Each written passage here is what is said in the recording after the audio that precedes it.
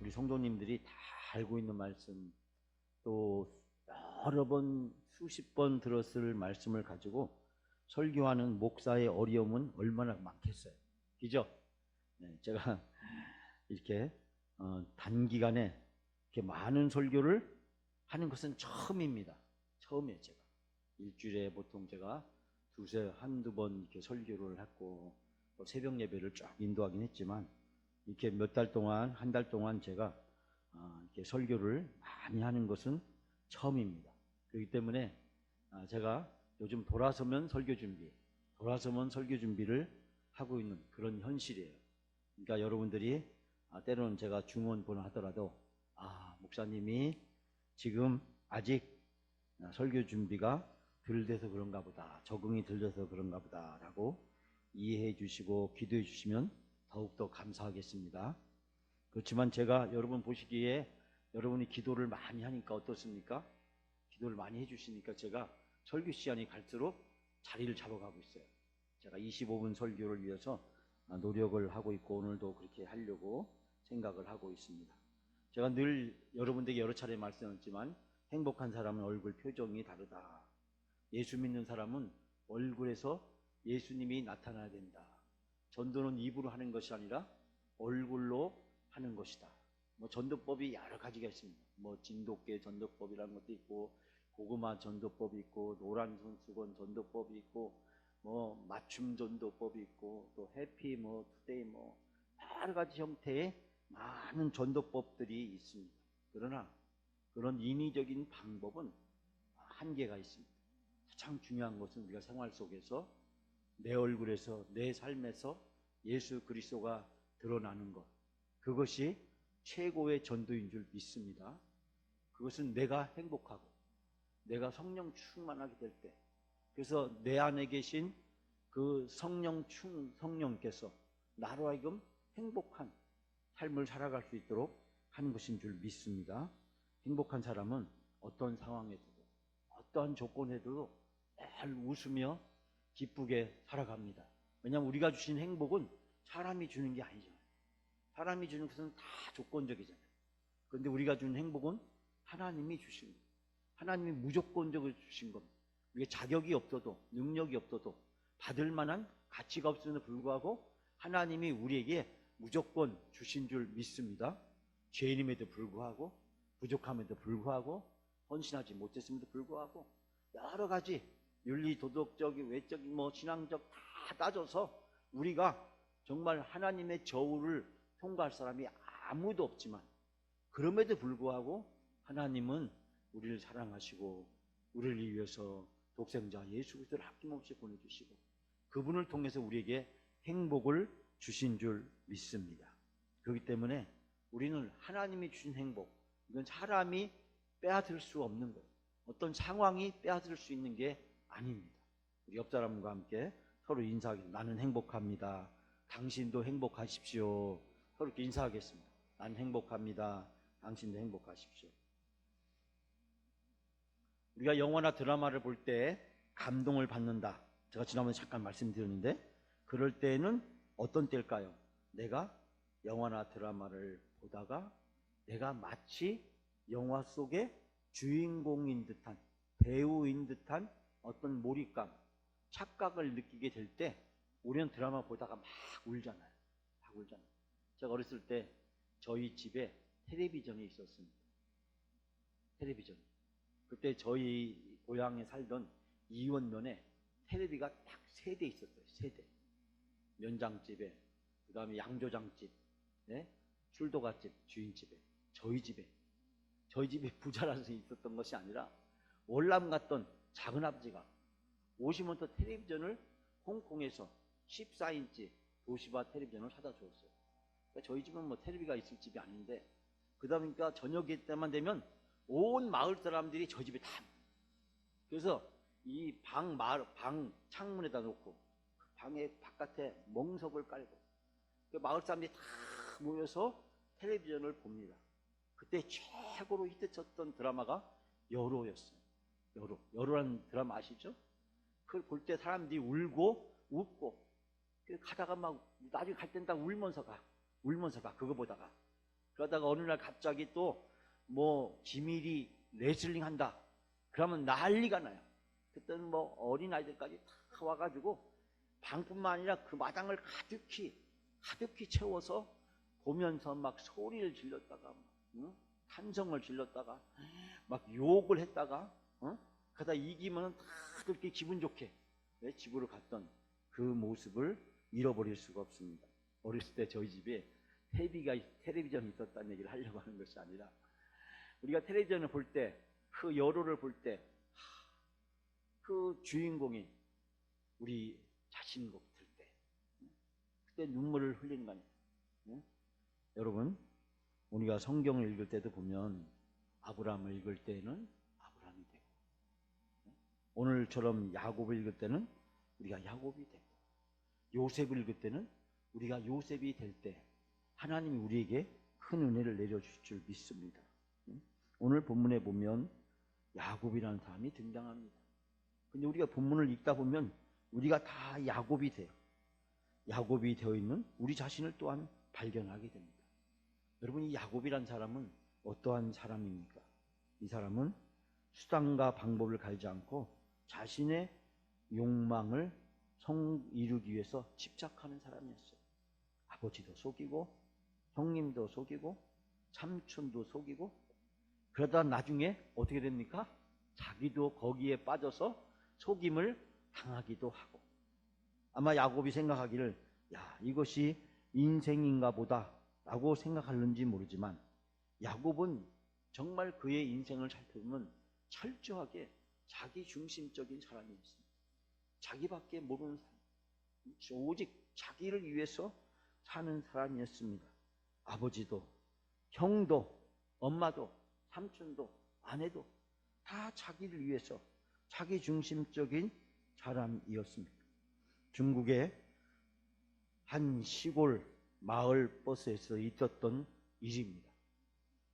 여자 버스 기사가 운전하고 시골길을 달리고 있었는데 웬 청년이 차를 세워서 청년을 태웠습니다.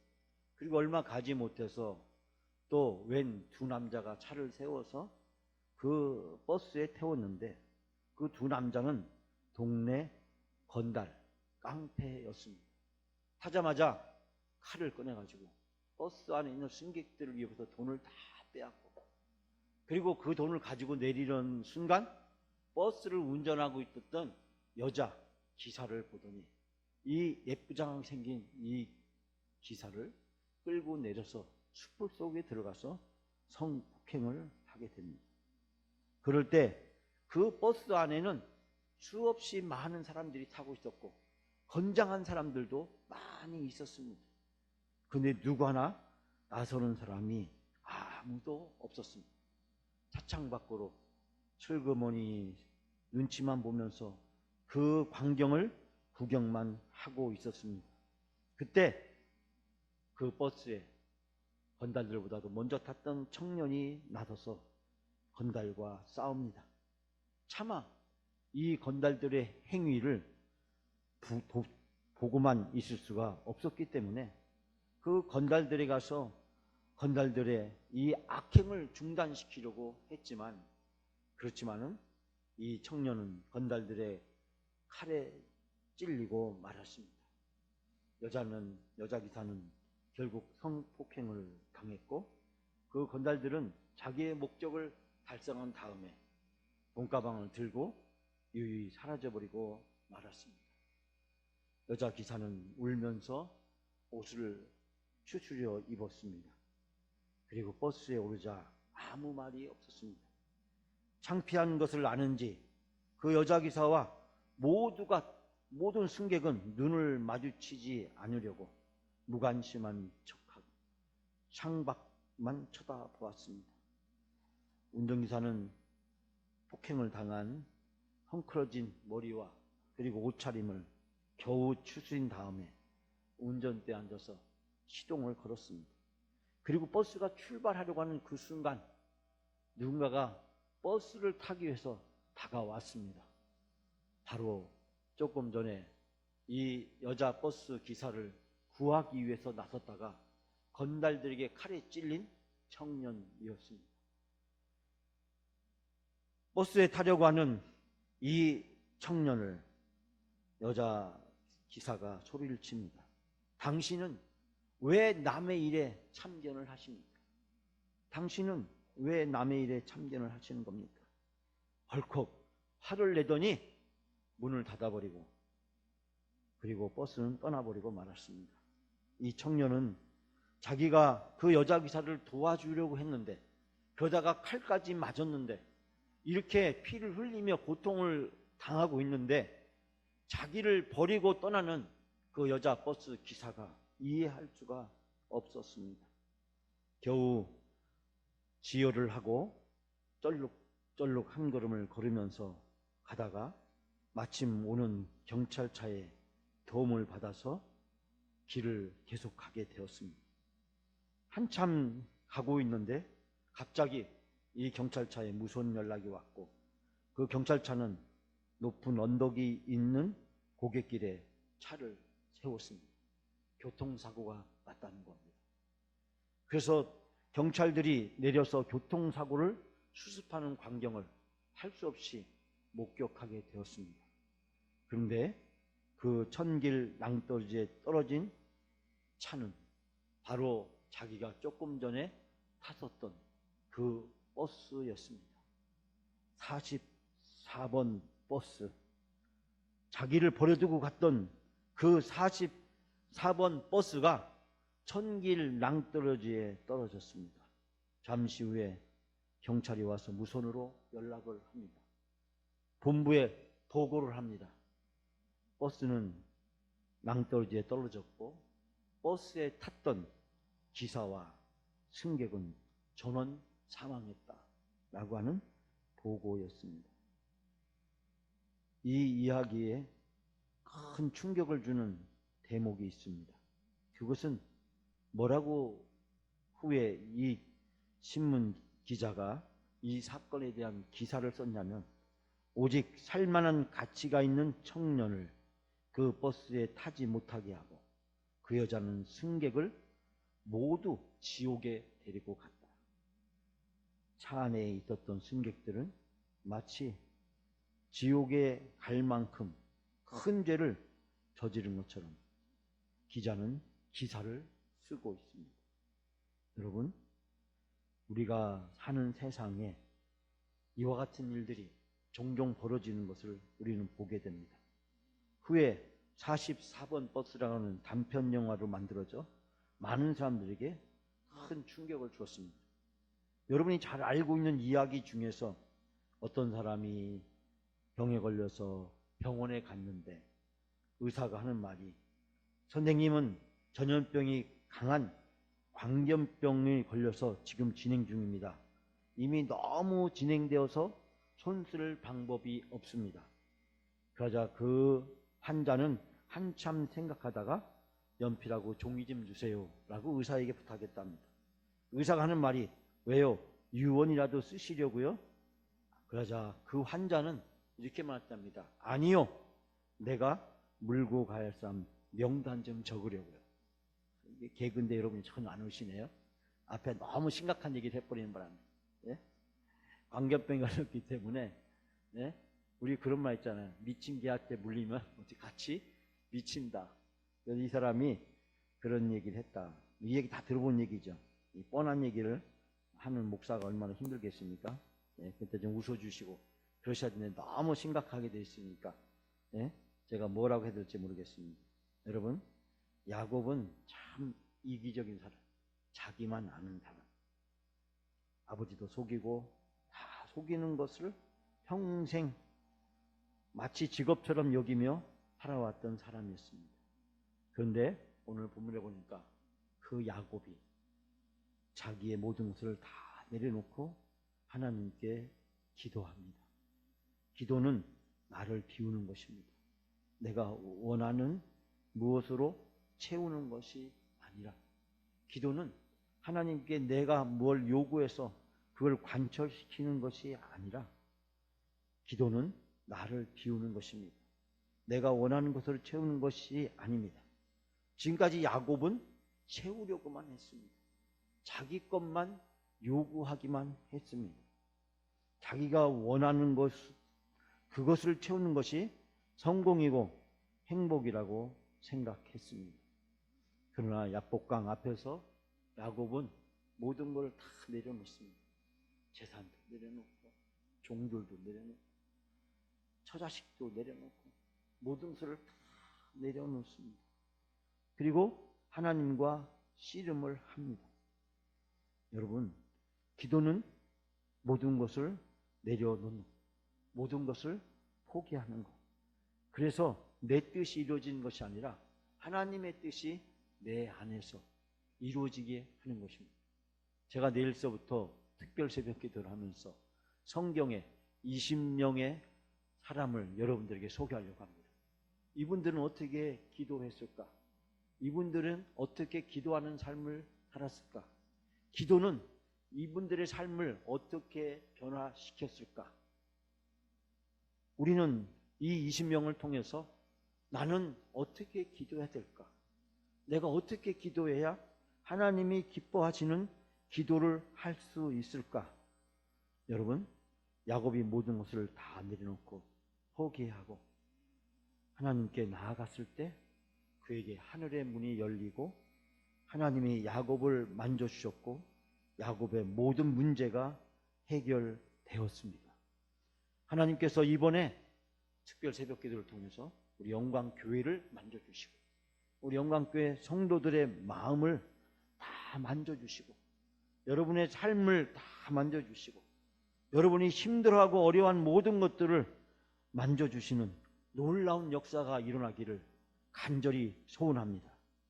한 가지 일에만 몰두하는 사람을 우리 매니아, 다른 말하면 꼴통이라고 얘기합니다. 노는 것을 밝히는 사람을 놓쳤어. 먹는 것을 밝히는 사람을 못 찾어. 개그맨은 우차싸라고 한때 그런 유머들이 있었습니다. 그러나 기독교인들은 골차싸가 되어야 된다라는 이야기가 있습니다. 골치 아픈 사람, 골 때리는 사람, 그런 사람이 아니라 골방을 찾는 사람.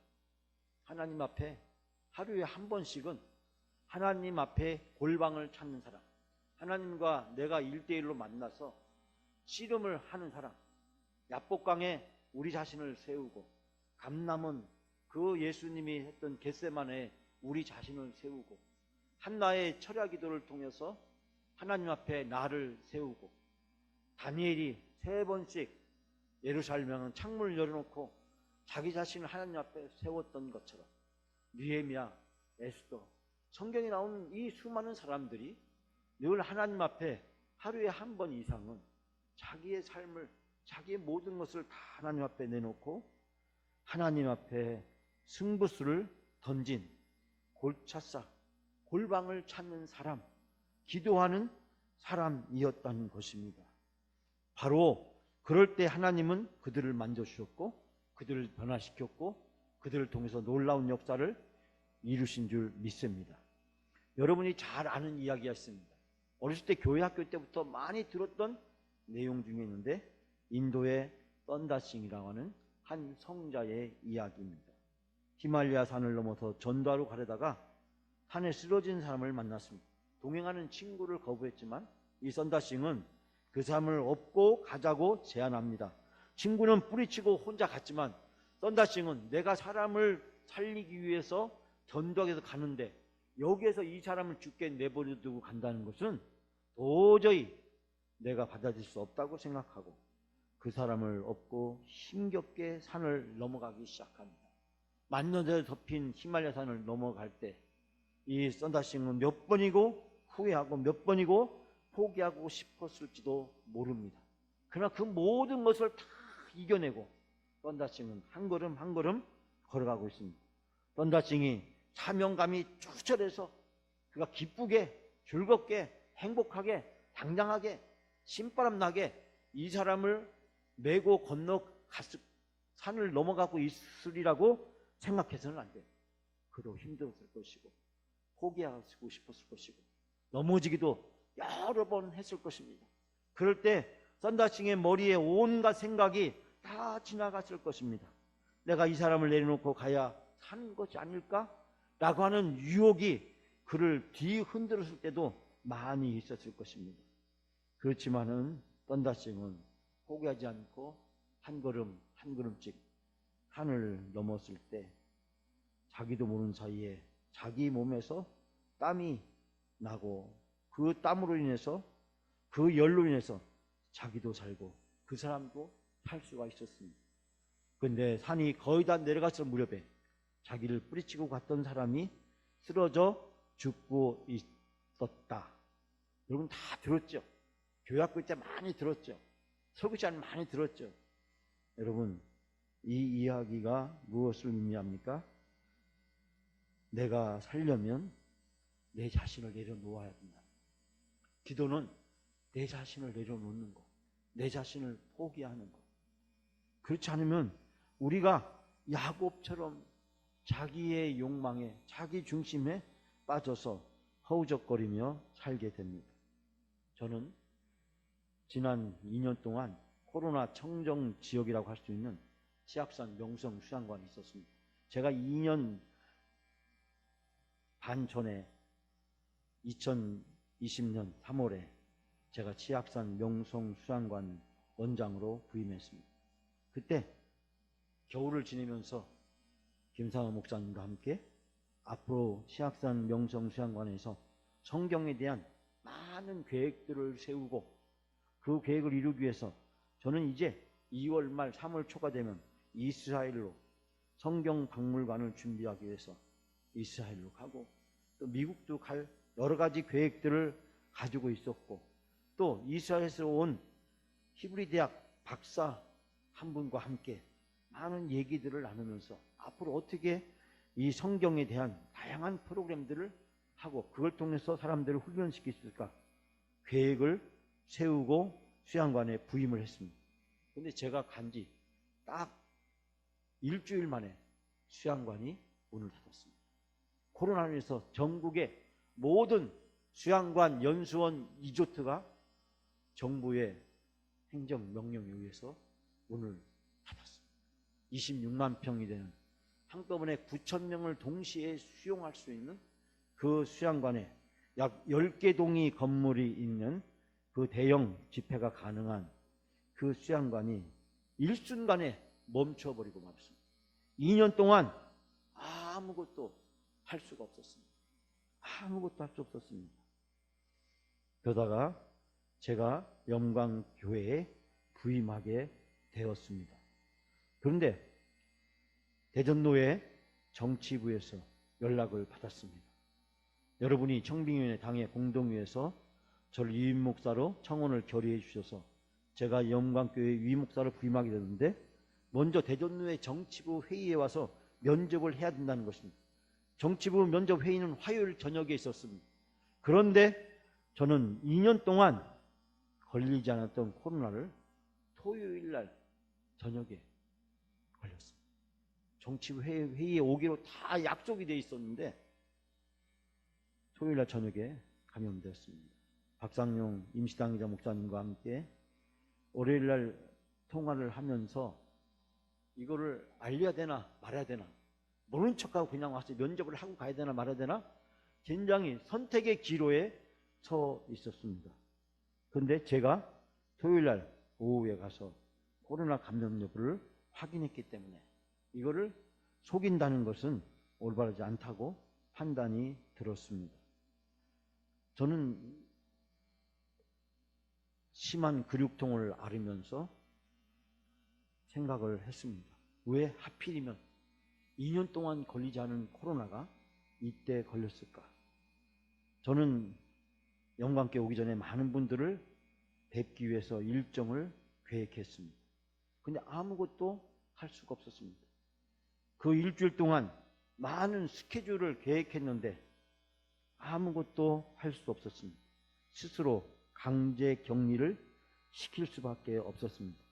수양관에서 아무도 코로나에 걸린 사람이 없기 때문에 전 수양관에 있는 직원들에게도 내가 몸살이 너무 심하게 나서 지금 내가 감기, 독감에 걸려서 몸살까지 심하게 나서 내가 움직일 수 없으니 며칠 동안 제가 출근도 할 수가 없었고 어떤 외출도 할 수 없었고 제가 할 수 있는 것은 아무것도 없었습니다.